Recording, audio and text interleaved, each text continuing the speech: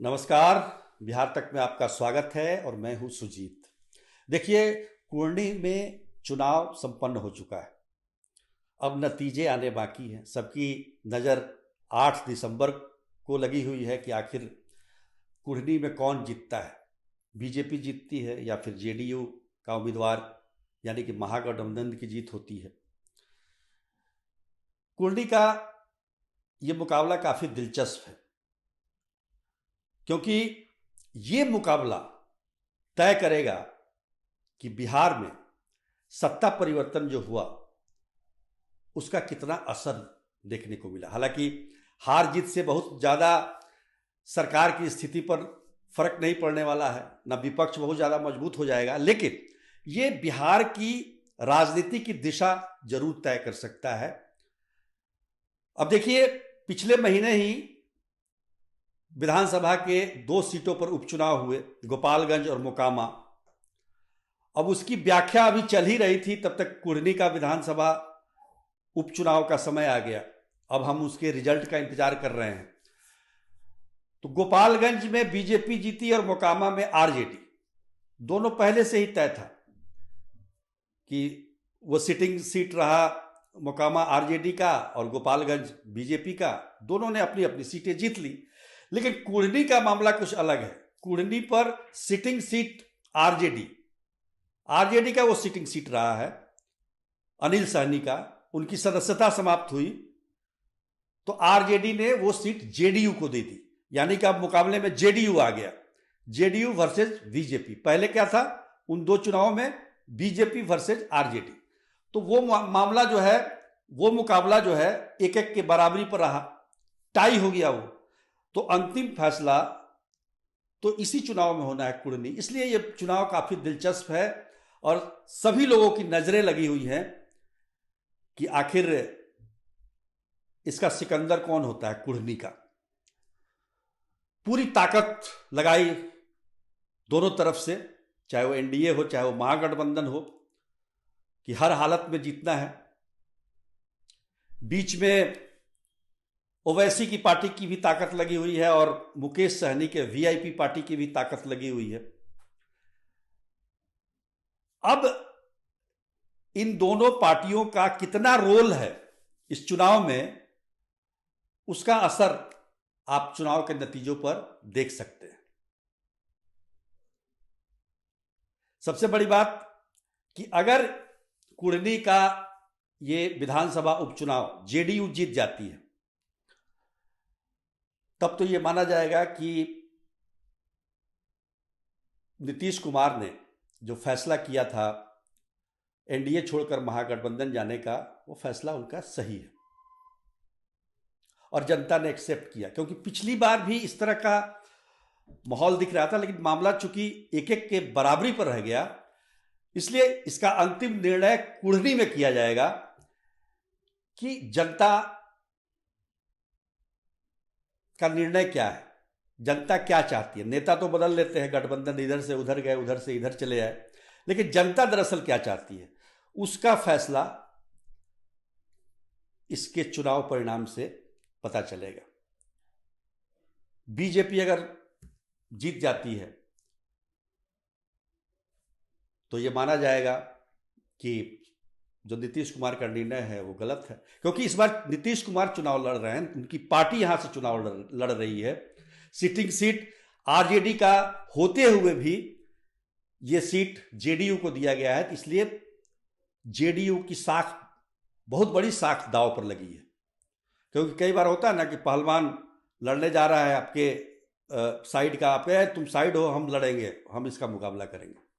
तो ये एक तो आरजेडी इस बात को कह सकता है कि बताइए, सीट हमारी थी, हम जीते हुए थे और हमने जीता हुआ सीट आपको दिया और आपने उसको कायम नहीं रखा। तो एक बहुत बड़ा सेटबैक जेडीयू के लिए होगा। काफी प्रतिष्ठा का ये प्रश्न होगा, ये चुनाव परिणाम जेडीयू के लिए।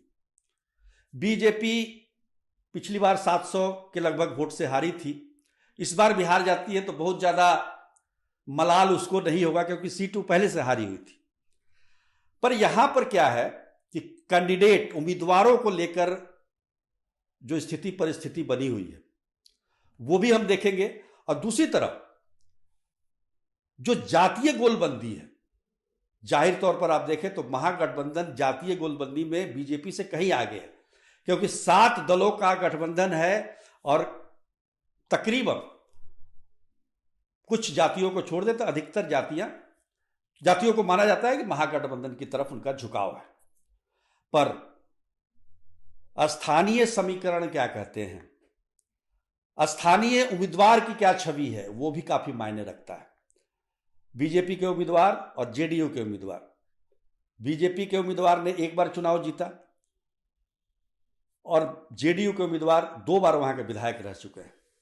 काफी मशक्कत करनी पड़ी जेडीयू के उम्मीदवार को, मनोज कुशवाहा को, मतदाताओं को जो पॉकेट्स हैं उसमें मनाने में। अब वो कितना माने हैं ये तो नतीजे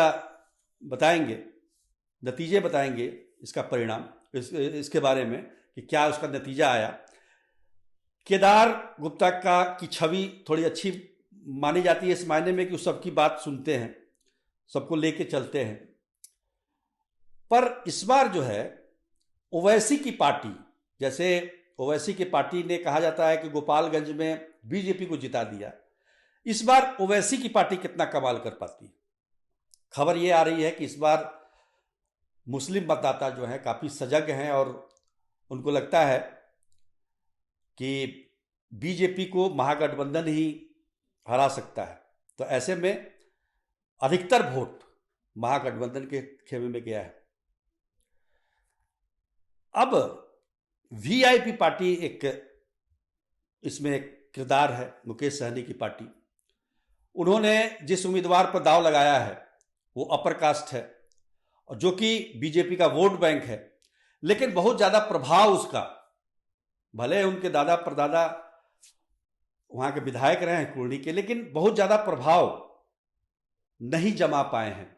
और जिस उद्देश्य से मुकेश सहनी ने नीलाद कुमार को मैदान में उतारा था उसमें वो सफल नहीं हो पाए।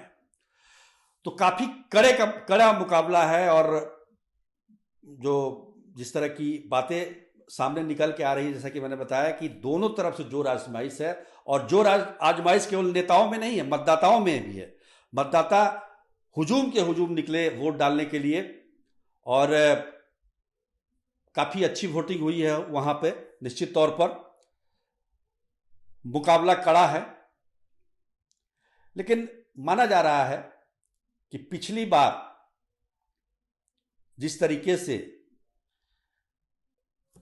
आरजेडी के उम्मीदवार मैदान में थे गोपालगंज और मोकामा में पिछले उपचुनाव में, तो जेडीयू के जो कार्यकर्ता हैं वो बहुत ज्यादा मिक्स नहीं हो पाए थे, क्योंकि नई सरकार बनी थी बिहार में।